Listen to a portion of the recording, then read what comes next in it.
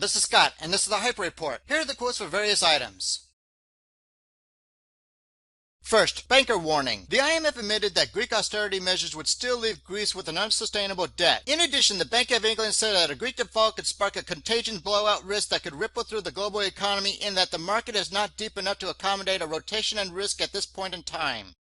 Next, terminal condition. According to John Embry, Puerto Rico's situation is indicative of the death of the financial rot in the system, whose financial condition is utterly terminal. Regardless of what media and government pundits say, the whole thing is starting to implode with Greece as the focal point. Because this calamity is becoming more apparent, physical demand for gold and silver is accelerating, particularly in Europe, but gold and silver suppression will continue until the paper manipulation is overwhelmed.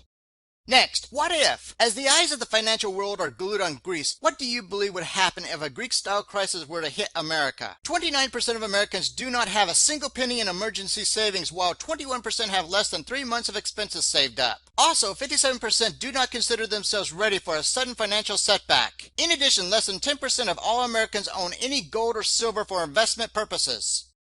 Next, necessary insurance. It seems that there is a very clear purpose for governments wanting to create a cashless society, and that is, once they have your money in the system, it belongs to them. So when bankrupt, like Greece, governments can resort to desperate measures like imposing capital controls, exchange controls, and even confiscate money on deposit. This is a reason why it is a good idea to have gold and silver on hand when things go downhill.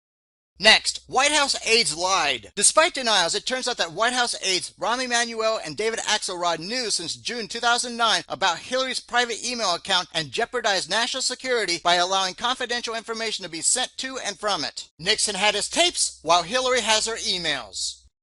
Next, unforeseen consequences. The Supreme Court used the 14th Amendment to legalize gay marriage in all 50 states. However, in applying equal protection, inadvertently allowed concealed gun carry in all 50 states as well. If the right to keep and bear arms is already recognized in some states, then by the Supreme Court's own precedent on gay marriage, that right cannot be denied in any state. Finally, please prepare now for the escalating economic and social unrest. Good day.